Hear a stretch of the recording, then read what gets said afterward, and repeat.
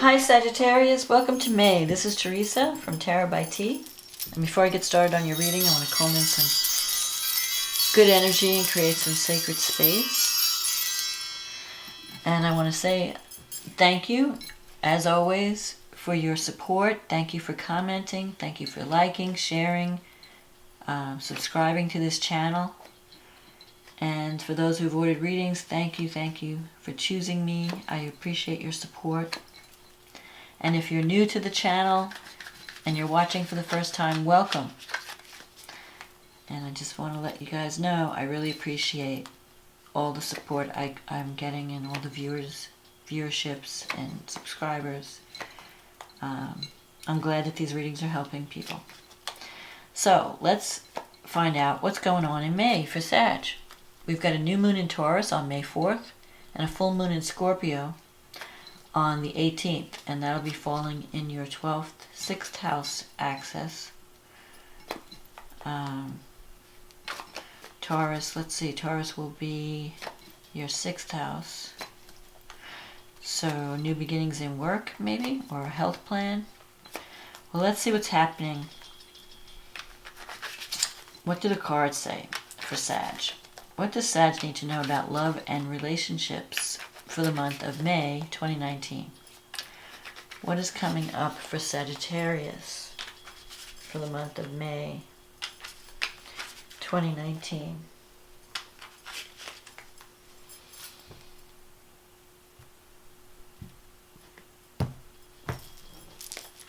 Okay. 8 of Wands.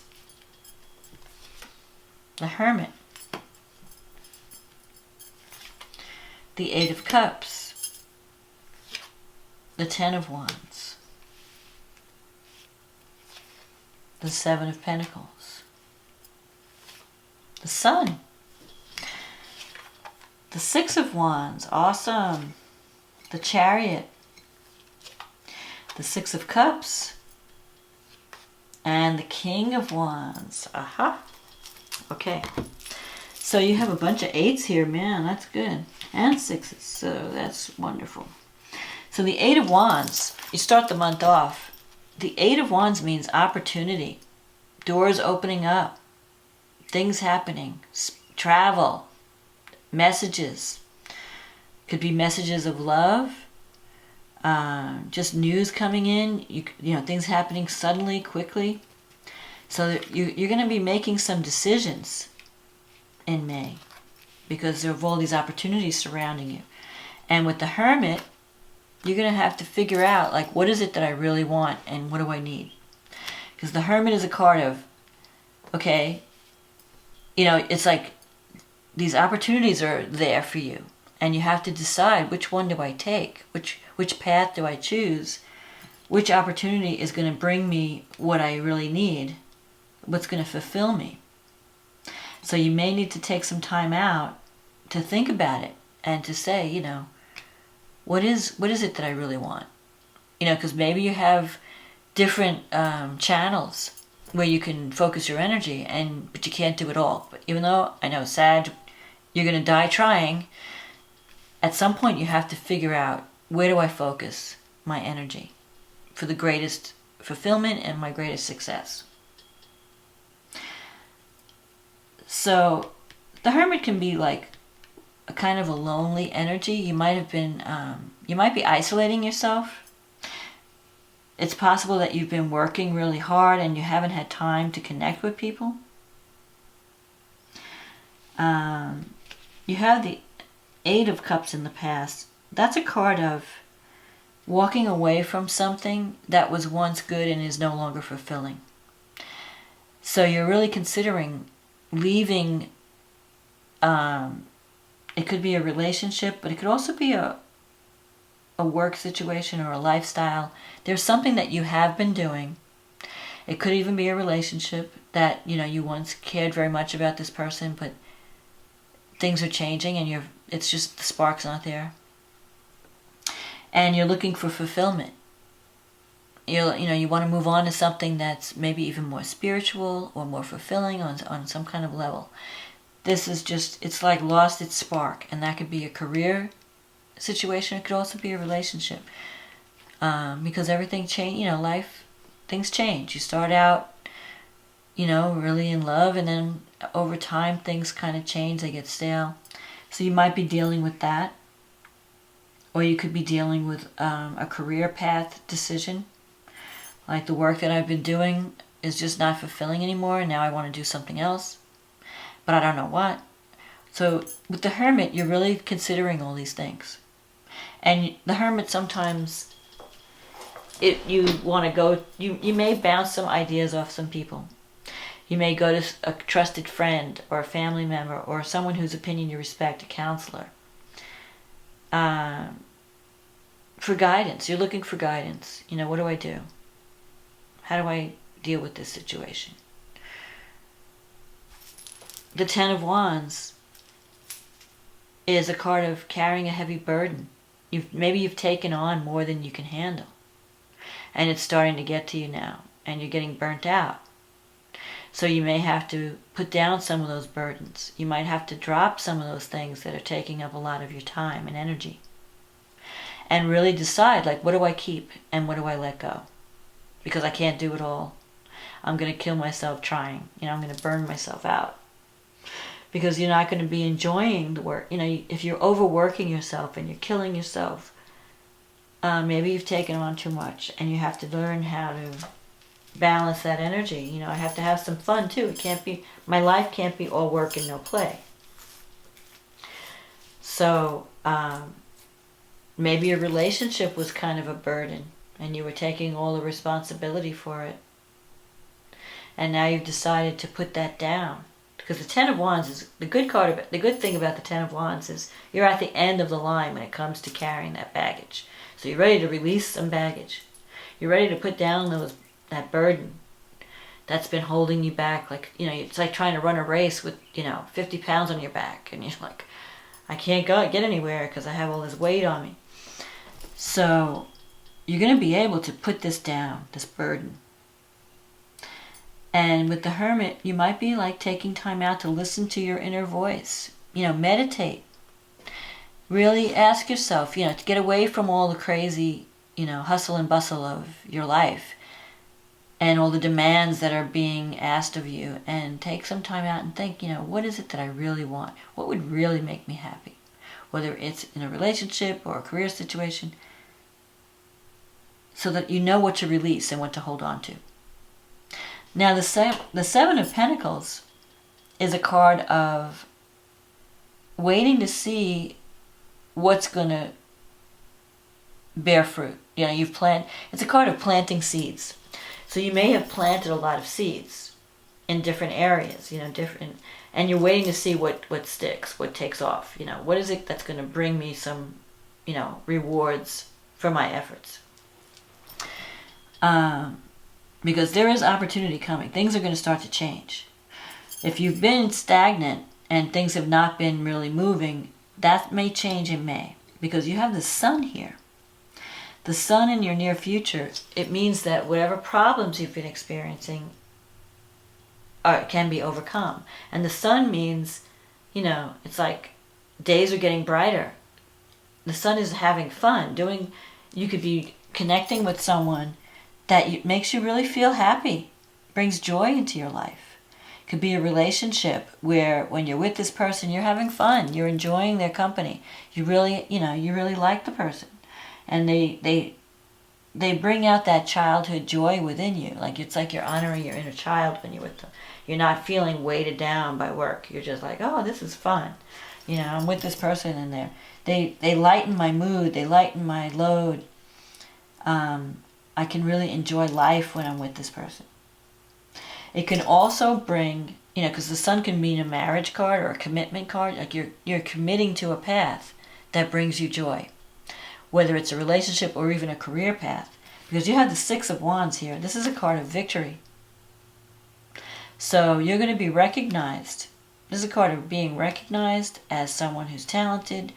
The work that you're doing is getting noticed. You might even be traveling, spreading the word. This is a card of travel, reaching out, broadening your horizons, reaching different people. Again, you have the Chariot here. That's another card of travel, movement. It's a transportation card. It's also a victory card that comes through focus and discipline.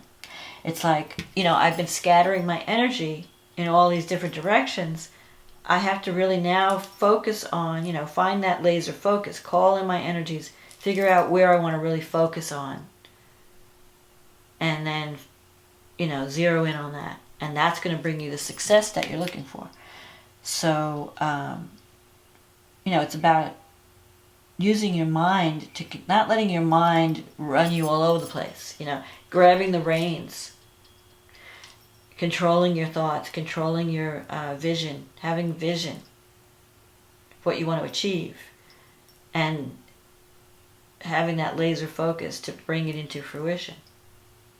And in a relationship, if you've been spreading yourself too thin in relationships, there could be some changes where you decide to focus on one person, because I feel like you could be dealing with someone that brings a lot of joy to your life. You could be reconnecting with someone from the past. The Six of Cups.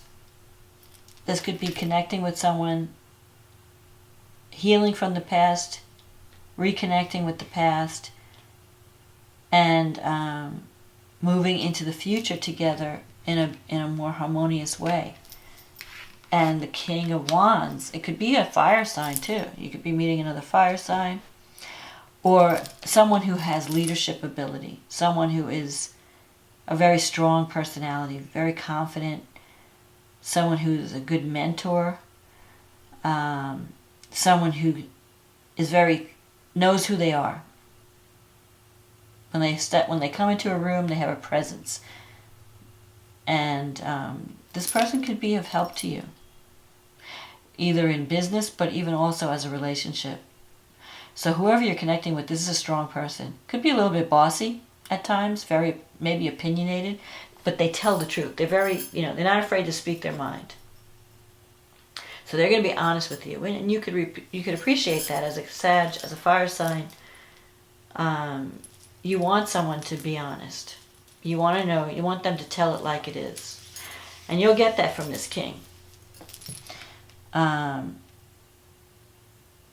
He's going to show you how to be a leader. He's going to be, a mentor, and help you with your own goals and your own endeavors.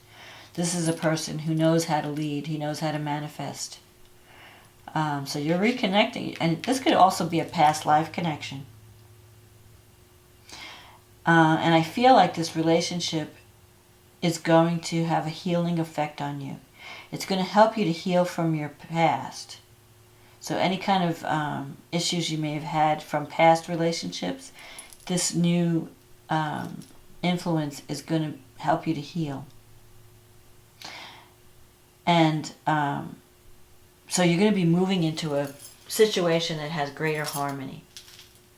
And there's like it's a favorable outcome. It's victory, it's success, it's commitment, it's marriage, it's everything working out.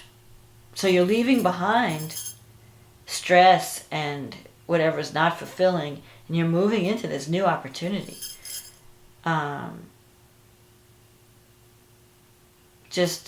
You may feel like, I need to take a step back just to think, is this right for me? And once you decide that, it's all systems go. So let's see what the astrology has to say. So you have a new moon in the 6th house on May 4th in Taurus, 14 degrees. And this is, the 6th house is the house of your everyday work life, colleagues. It's also the house of service. So you may be moving into a new direction in your in the work that you do. Like you may have a different idea on how you can serve others. And there could be some new beginning coming up, new opportunity that allows you to serve, to share your gifts. You do, and it also, it could be work that you do at home, because you have Neptune in the 4th house that is favoring this new moon. And the new moon, it's a favorable aspect. So it could be that you're doing some type of healing work, some type of spiritual work, or maybe even something creative, something artistic. And it's going to bring you a lot of joy. It's something that you really enjoy. And the 6th house can also affect your health. You could have a new health regimen. Maybe you're deciding to take better care of yourself. You know, if you've been giving too much of your energy to everyone and you haven't been taking care of you, you could be feeling burnt out, and so you have to make some changes. And the new moon helps you to make those changes, to nurture yourself as well as others. Neptune is trining the North Node, and that's in your 8th house. So that could bring this new beginning, these new opportunities. It can bring greater intimacy in your life. And this greater intimacy has a healing effect on you. It's healing whatever wounds you have around receiving. Mars is going through your 7th house, and Jupiter's in your 1st. So Jupiter in the 1st, you're very optimistic. You're like the golden child this year. Jupiter and Sag, it's all systems go. You know, explore, expand. You may have a problem with weight if you have Jupiter in the 1st house, you know, because you're, you know, it's like eat, drink, and be merry time. So, and since the 1st house rules, Jupiter expands whatever it touches. So the 1st house rules your physical body. So your physical body might be expanding if you're not watching what you eat, and, you know, so you have to stick to a healthy lifestyle. Mars in the 7th, that's where your energy is focused right now, and that's on partnership, serious partnership. So you could be engaging with someone, whether it's a romantic partnership or even a business partnership, because the 7th house could be business. Maybe you're butting heads with a partner because you've got all this Martian energy, this warrior energy in the 7th house. So you might have to compromise a little because you're both strong people. So there could be some, you know, I want to do it this way, no, you should do it that way. And but you can negotiate and find a win-win. But whatever it is you're doing, you are loving it. The sun is like honoring your inner child. You're having fun. It's not really work. You're dropping that burden. Like maybe you were doing something in the past that felt like work. It was a burden. This is not a burden. You may be working just as hard, but it's a labor of love. And then the full moon in Scorpio, again, it's falling in your 12th house, and it's aspecting your 6th house. So the sun is in the 6th, the moon is in the 12th. So there's this, you know, balance. You have to balance the giving. Something comes to culmination. Secrets get revealed because the full moon brings things to light. It brings an awareness. And the 12th house is the house of secrets. So secrets are coming out. If you've been hiding something, it's going to come out. Maybe you have a new love in your life. You have Venus and Uranus in the 6th house. Sun and Mercury. There could be someone that you're attracted to through work. You connect with someone through work that you find really intriguing. So it could be the start of a new relationship. And it could be a work partnership too. It doesn't have to be romantic, but it could be also romantic. Whatever it is, it's unexpected and it's unusual. It's unique. Because Uranus is like innovative, unexpected, out of the box thinking, unconventional. You know, those are the key words of Uranus. But the thing is, Uranus brings surprises, but it brings freedom. So the work that you're doing is making you feel more alive and more authentic. It's bringing, you know, you're not weighted down by the work. You're feeling, I'm free. I'm enjoying this work. I love it. I don't feel like I'm, you know, toiling. It's not a burden. Pluto's going through your 2nd house. So the way that you earn money is transforming because Pluto is transforming the way you view yourself, the way you value yourself. So the more you value yourself, the more you attract money and love. It's all tied into your self-worth and your values. And Mars is in the 8th house by the full moon. So your expenses could rise.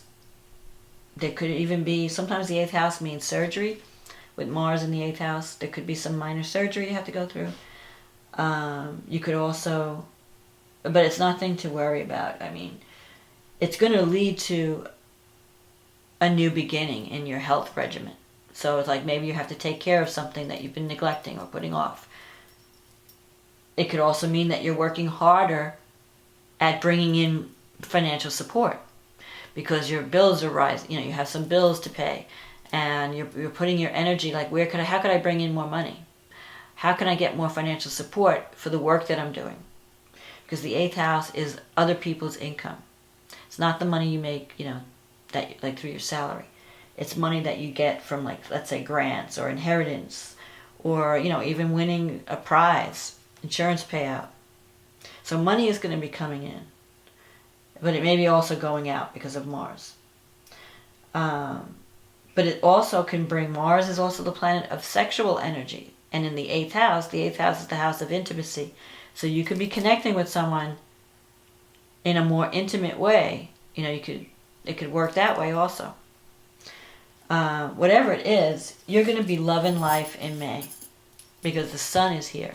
So if you're going through a difficult time, or you have been, the sun is coming out. There's going to be a favorable outcome. There's going to be more joy and more fun in your life. Maybe you won't be working as hard. You can drop, you know, some of your responsibilities and actually spend time having fun. So I hope you enjoyed this reading, Sag. And I wish you the best of luck and love and joy for May. And enjoy your victory, celebrate your success, and embrace these new opportunities.